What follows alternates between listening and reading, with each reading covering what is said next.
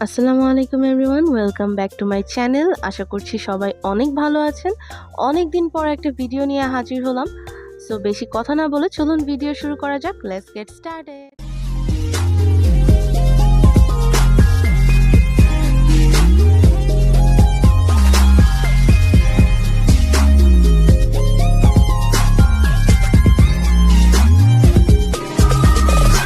অনেক বছর পর অবশেষে অনেক দিন আগের অলমোস্ট 3 ইয়ার্স আগের একটা ব্লগ আজকে শেয়ার করতে যাচ্ছি। ব্লগটা অনেক দিন ধরেই আমার এডিটিং ফোল্ডারে পড়েছিল অ্যান্ড এটার এডিটিং অলমোস্ট শেষ, জাস্ট ভয়েস ওভারটা বাকি ছিল অ্যান্ড ভয়েস ওভারের কারণে এটা এতদিন পোস্ট করা হয়। ভেবেছিলাম হয়তো এটা পোস্ট করব না, বাট পরে মনে হলো স্মৃতিটা হারাতে চাই না, তাই ভাবলাম পোস্ট করেই দিই।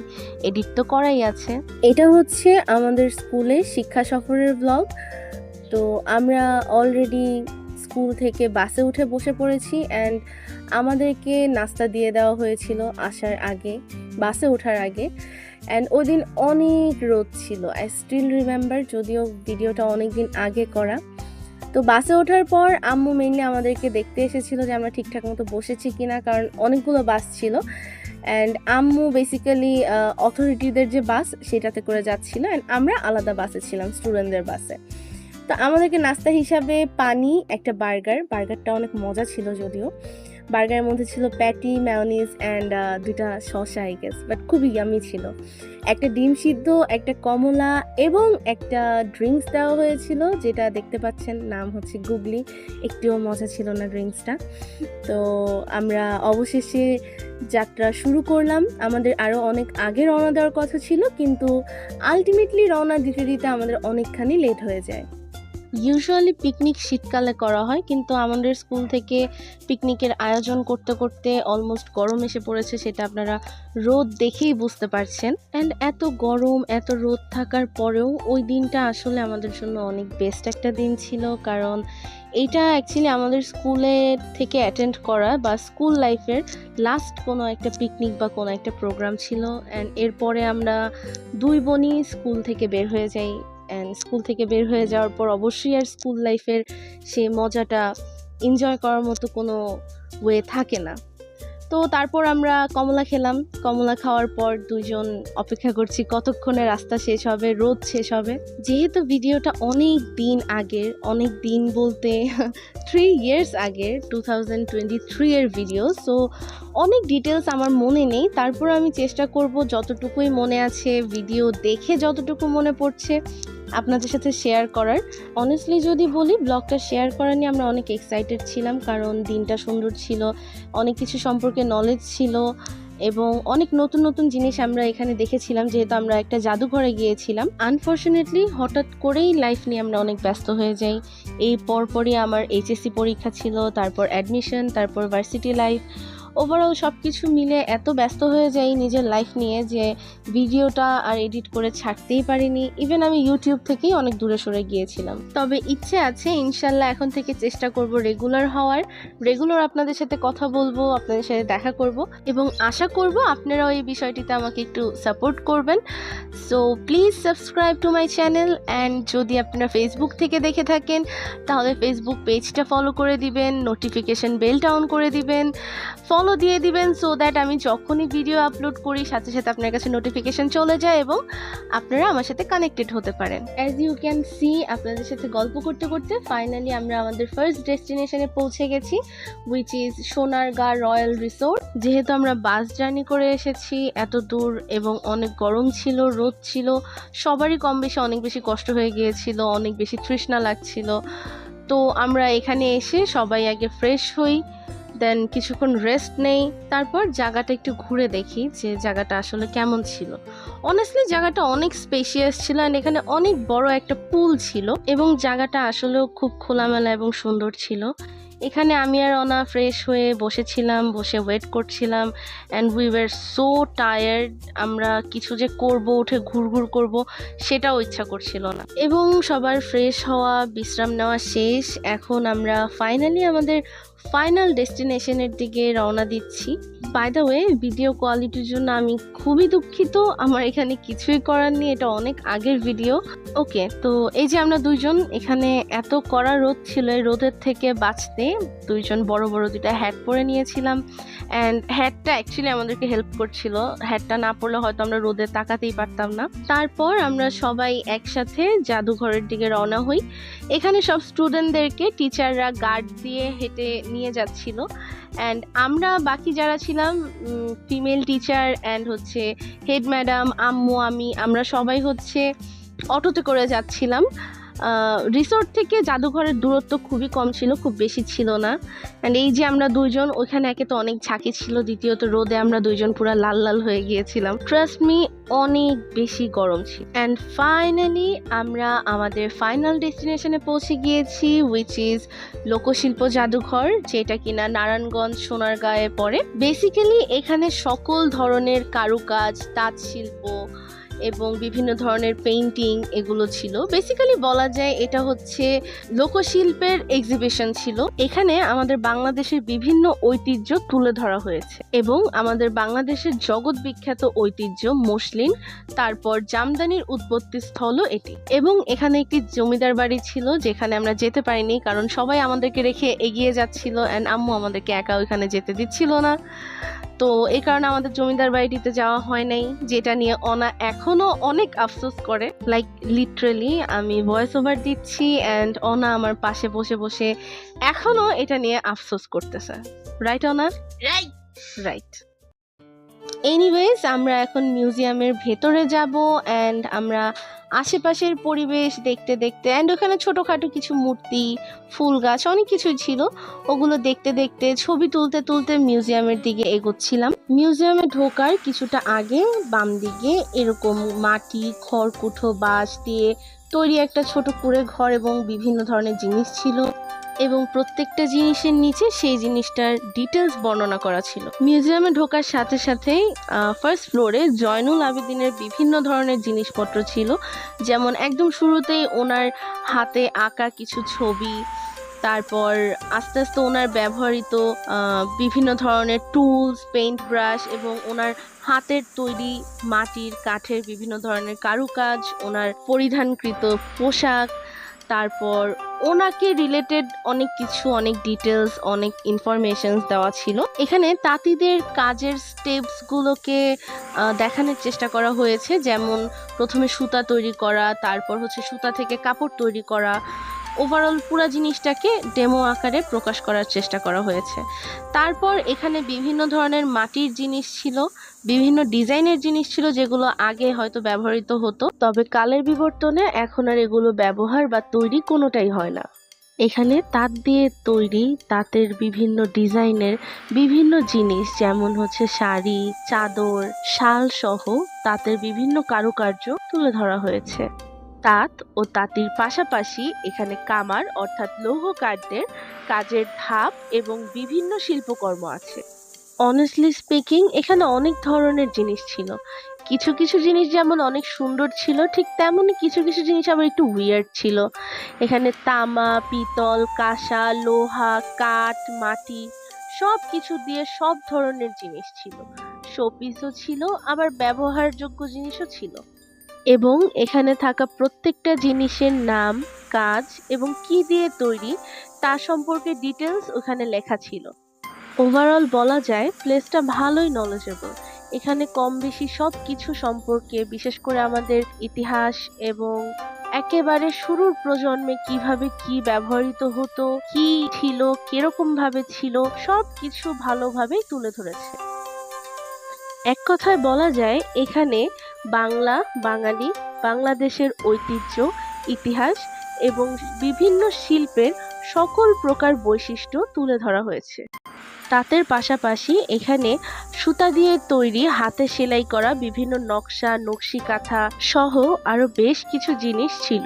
যদিও এটা অনেক বছর আগের video, but still if I am not wrong, এটা থার্ড ফ্লোরে, মিউজিয়ামের থার্ড ফ্লোরে উঠেই একটা কাঠের পালকি, অ্যান্ড দেন এখানে অনেক ধরনের খেলনা, শোপিস ছিল, যেগুলো কাঠ, মাটি ইত্যাদি জিনিস দিয়ে তৈরি। ইন্টারেস্টিং একটা বিষয় হচ্ছে লোহা, তামা, ধাতুর পাশাপাশি এখানে হাতির দাঁতের তৈরি গহনা, ঠিক যেমনটা এখন আপনারা স্ক্রিনে দেখতে পাচ্ছেন, এরকম মালা, হাতের বালা সহ গরু মহিষের শিং, নখ দিয়ে তৈরি চিরুনি সহ আরো অনেক কিছুই আছে। এই মুহূর্তে স্ক্রিনে যা দেখা যাচ্ছে এগুলো সব হচ্ছে মোস্ট প্রবাবলি কাঁসা এবং লোহা দিয়ে তৈরি, অ্যান্ড এগুলো হচ্ছে পায়ের। আমরা এটা নিয়েই কথা বলছিলাম যে এই ডিজাইন এইরকম শেপের এগুলো পায়ে কি করে পড়তো। তবে পায়ের পাশাপাশি কিন্তু এখানে গলা, কান এবং হাতেরও অনেক ধরনের গহনা ছিল। এই ফ্লোরেরই আরেকটা সাইডে ছিল নানা ধরনের বাদ্যযন্ত্র, যেগুলো আমাদের বাংলার ঐতিহ্য, কিন্তু এখন আর এতটা প্রচলন নেই এগুলোর। যেমন হচ্ছে ঢোল, তবলা, একতারা, দোতারা, আরো অনেক ধরনের জিনিস। সবগুলোর নাম আমার এখন মনেও নেই আনফরচুনেটলি, যেহেতু অনেক দিন হয়ে গেছে ভিডিওটার। একেবারে তাৎক্ষণিক যদি ভয়েস ওভারটা দিতাম তাহলে হয়তো ডিটেলস আরো অনেক কিছু মনে থাকতো। ওকে, ফাইনালি তো আমাদের মিউজিয়ামের ভেতরটা ঘোরা শেষ, আমরা বের হয়ে যাচ্ছি এখন। অনেস্টলি স্পিকিং জায়গাটা অনেক বড় ছিল এবং এখানে শুধু মিউজিয়াম ছাড়া আরো অনেক কিছুই ছিল। জাদুঘর ছিল, অনেকটা পার্কের মতো একটা জায়গা ছিল, আবার মেলার মতো কিছু কিছু রাইডস ছিল, নৌকা ছিল, তারপর এখানে একটা রাজবাড়িও ছিল যেটা ঢোকার পরপর আপনাদেরকে দেখিয়েছিলাম। অ্যান্ড আমার অনেক আফসোস ছিল যে আমরা এটাতে যেতে পারিনি। বাই দ্য ওয়ে, অনেক দিন পর আমি একটা ভিডিও আপলোড করছি, সো সবাই একটু সাপোর্ট করবেন, লাইক করবেন, অ্যান্ড আপনাদের মতামত জানাবেন কমেন্টে, আপনাদের চাহিদাটা জানাবেন যে কী টাইপের ভিডিও আপনারা দেখতে চাচ্ছেন। যদি কোনো রেকমেন্ডেশন থাকে, লাইক ব্লগ দেখতে চাচ্ছেন না মেকআপ ভিডিও দেখতে চাচ্ছেন, রিয়াকশন ভিডিও দেখতে চাচ্ছেন, অবশ্যই জানাবেন। আপনাদেরকে most welcome to let me know your thoughts. কথা দিচ্ছি যদি আপনাদের থেকে সাপোর্ট পাই তাহলে আমি আমার সর্বোচ্চ দিয়ে চেষ্টা করব যেন এখন থেকে রেগুলার বেসিসে আপনাদের সাথে যোগাযোগ করতে পারি। জাদুঘরের এরিয়াটার ভেতরে এই জায়গাটা না অনেক সুন্দর ছিল। এখানে নৌকায় করে যেতে হয়, এটা পুরান খালের মধ্যে একটা দ্বীপের মতো ছিল এবং এখানে অনেক ধরনের মাটির জীবজন্তু ছিল। আনফরচুনেটলি আমরা এখানে যেতে পারিনি, কিন্তু জায়গাটা সত্যি খুব সুন্দর ছিল এবং এখানে অনেক বড় বড় অনেক ধরনের গাছ ছিল। অ্যাট দ্যাট পয়েন্ট আমরা অ্যাকচুয়ালি এখানে রেস্ট নিচ্ছিলাম এবং রেস্ট নিতে নিতে আমরা আপেল, বড়ই, ডাবের পানি, কোক এগুলো খাচ্ছিলাম, বিকজ ওদিন অনেক বেশি গরম ছিল আর রোদ ছিল। এই যে এই গাছটার মতো যে কটা গাছ ওখানে ছিল, সব কটা গাছে অসংখ্য পাখি এবং কোকিল এত সুন্দর করে ডাকছিল। ওদের এই ডাকাডাকির জন্য জায়গাটা, পরিবেশটা আরো বেশি ভালো লাগছিল। ওই যে দূরে একটা ময়ূর দেখা যাচ্ছে না, এটা অ্যাকচুয়ালি একটা রাইড ছিল এবং ঠিক তার পাশেই নৌকা ভ্রমণ ছিল। আমরা যত এগোচ্ছিলাম তত ছোটখাটো অনেক কিছুই চোখে পড়ছিল। রাইডস ছিল, নৌকা ছিল, আবার টুকটাক কিছু খাবারও ছিল। অ্যান্ড মোস্ট ইম্পর্টেন্টলি এই সব কিছুর সাথে আমাদের সূর্যি মামাও ছিল, যে কিনা আমাদেরকে ইচ্ছে মতো রোদ এবং গরম দিয়ে কষ্ট দিচ্ছিল। সত্যি বলতে জায়গাটা খুবই সুন্দর, পরিবেশটাও খুব সুন্দর, শুধুমাত্র এই রোদের জন্য আমাদের অনেক কষ্ট হয়ে গিয়েছিল। এবং আমি এটাই দেখাচ্ছিলাম যে এত রোদ, সবাই গাছের নিচে নিচে আছে, কেউই খোলা আকাশের নিচে হাঁটার দুঃসাহস করছে না। অ্যান্ড এই যে আমি একটু ঢং করছিলাম, ওনাকে বললাম আমি তো ভিডিও করছি, আমাকে তো ভিডিওতে দেখাই যাচ্ছে না, তাও আমি একটু ঢং করি। তারপর ঢং শেষ করে দুজন একসাথে একটু ঢং করলাম।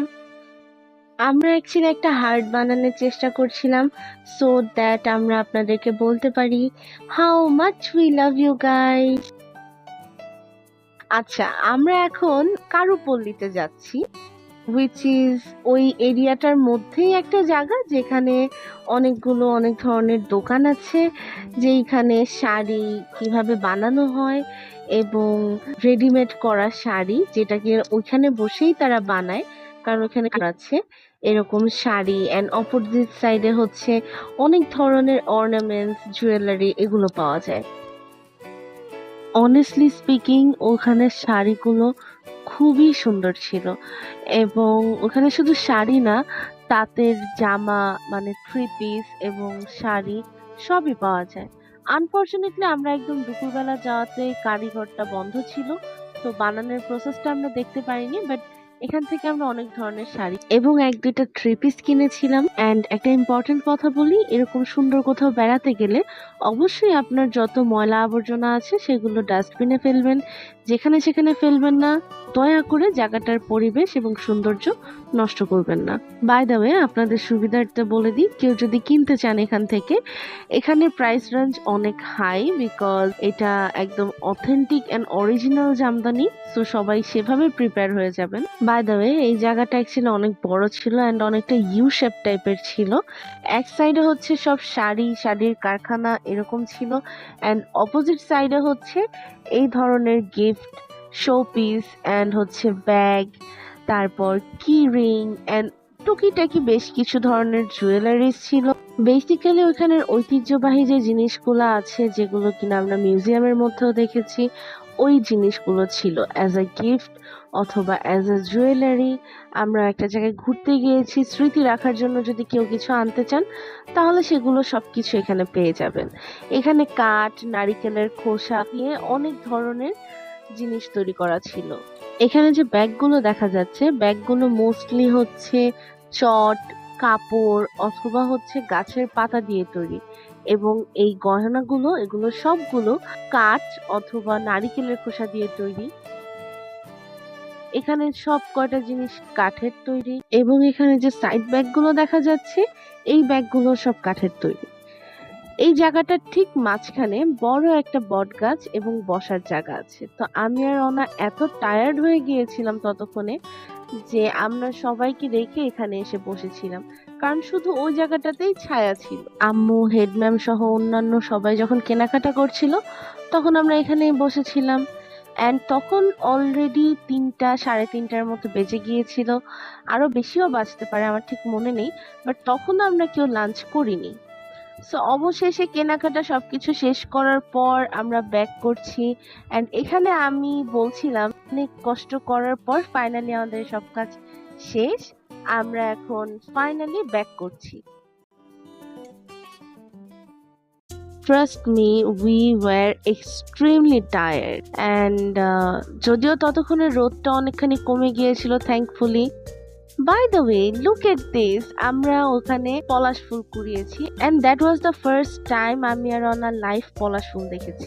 And then back to pavilion এসে সাথে সাথে আমরা লাঞ্চ করেছি সবাই একসাথে বসে। অ্যান্ড আফটার লাঞ্চ আমাদের বেশ কিছু অ্যাক্টিভিটিসও ছিল, পাশাপাশি রিসর্টে বেশ কিছু রাইডসও ছিল। তো যারা অ্যাক্টিভিটিসে পার্টিসিপেট করেছে তারা তো করেইছে, যারা অ্যাক্টিভিটিসে করেনি তারা বিভিন্ন ধরনের রাইডসে চড়েছে। অ্যান্ড অনেস্টলি আমাদের রিসর্টটা যথেষ্ট সুন্দর ছিল। ওকে, আফটার অল দ্য অ্যাক্টিভিটিস, বালিশ খেলা থেকে শুরু করে সব, ফাইনালি আমাদের লাস্ট রাউন্ড, যেটা হচ্ছে র্যাফেল ড্র, শুরু হয়ে গিয়েছে। অ্যান্ড সবাই টিকিট হাতে অধীর আগ্রহের সাথে বসে আছে যে কখন র্যাফেল ড্র শুরু হবে। বাট র্যাফেল ড্রর আগে অবভিয়াসলি আমাদের একটা ছোটখাটো সাংস্কৃতিক অনুষ্ঠান ছিল। অ্যান্ড অনা and I were so tired. এখানে আমার আম্মু হারমোনিয়াম বাজাচ্ছে, হেড ম্যাডাম সহ বাকিরা গান গাচ্ছে, অ্যান্ড স্যাররা অনেক মজা করে ডান্স করছিল, সাথে স্টুডেন্টরাও ভালোই মজা করছিল, নাচানাচি করছিল। ওভারঅল দিনটা সত্যি অনেক সুন্দর ছিল, আমরা সবাই অনেক এনজয় করেছিলাম। অবশেষে আমাদের সাংস্কৃতিক অনুষ্ঠান শেষ, এখন শুরু হবে আমাদের raffle draw. So raffle draw নিয়ে সবাই অনেক এক্সাইটেড, অ্যান্ড আমি আর অনা অনেক বেশি এক্সাইটেড ছিলাম, বিকজ আমরা আই গেস 10টা কি 15টা টিকিট কেটেছি। সো আমরা অনেক এক্সাইটেড ছিলাম যে কখন র্যাফেল ড্রর রেজাল্ট দিবে অ্যান্ড আমরা আমাদের টিকিটটা মিলাবো। আমাদের যদিও র্যাফেল ড্রর লাক খুবই খারাপ, আমরা সহজে র্যাফেল ড্রতে জিতি না। বাট ওই দিন আমরা অনেক এক্সাইটেড ছিলাম, অ্যান্ড আমাদের কাছে অ্যাকচুয়ালি ভাগ ভাগ করা ছিল। আমার কাছে 5টা টিকিট ছিল, অনার কাছে 5টা ছিল, অ্যান্ড মোস্ট প্রবাবলি আম্মুর কাছে 5টা ছিল। অ্যান্ড এই র্যাফেল ড্র শুরু হওয়ার আগ পর্যন্ত আমি আর ওনার টায়ার্ডনেসের কারণে অনেক, কি বলে এটাকে, আধা মরা হয়েছিলাম। লাইক লিটারালি আমরা ঝিমাচ্ছিলাম, বাট যখন এটা শুরু হয় তখন আমাদের ঘুম টুম সব চলে যায়, আমরা দুইজন ফুললি জোশে এসে পড়ি। অ্যান্ড অনা আমাকে বলতেছিল যে কিন্তু অবশ্যই আমরা একটা জিতবো ইনশাল্লাহ। অ্যান্ড ট্রাস্ট মি, ওইখানে যেই কয়টা টিকিট উঠছিল সব কয়টা টিকিটের নাম্বার আমাদের সাথে ম্যাচ হচ্ছিল, জাস্ট লাস্টের একটা নাম্বার ম্যাচ হচ্ছিল না। সো আমি আর অনা এটা নিয়ে বসেছিলাম, আমরা অনেক এক্সাইটেড হয়ে যাই। লাস্টের ডিজিটটা যখন চেঞ্জ হয়ে যায় তখন আমরা ঠিক এরকম ভাবে মরা ধরা অ্যান্ড অনেক আপসেট হয়ে যাচ্ছিলাম যে পুরাটা মিললো, জাস্ট একটা ডিজিটের জন্য মিললো না, জাস্ট একটা, হয়তো মাঝখানে একটা জিরো থাকে, নয়তো মাঝখানে একটা ওয়ান থাকে, নয়তো লাস্টের সংখ্যাটা ডিফারেন্ট হয়। অ্যান্ড আলটিমেটলি একেবারে ফাইনাল রেজাল্ট যদি বলি, আমরা একটাও জিততে পারিনি। অ্যান্ড অ্যাজ ইউজুয়াল আমাদের টাকাগুলো সব জলে গেল। বাই দ্য ওয়ে, জল দিয়ে মনে পড়লো, আমাদের রিসোর্টটার মধ্যে অনেক বড় একটা সুইমিং পুল ছিল, যেটা কিনা অনেক বেশি ক্লিন ছিল অ্যান্ড খুবই সুন্দর ছিল। ওকে গাইস, আজকের মতো ভিডিও এখানেই শেষ করছি। আপনাদের সাথে অনেক দিন পর অনেক লম্বা একটা ব্লগ শেয়ার করছি। আশা করছি ভিডিওটি আপনাদের ভালো লাগবে। যদি কোনো ভুল থেকে থাকে তাহলে প্লিজ পার্ডন মি। আশা করছি নেক্সট টাইম আরো ভালো হবে। টিল দেন, আল্লাহ হাফেজ।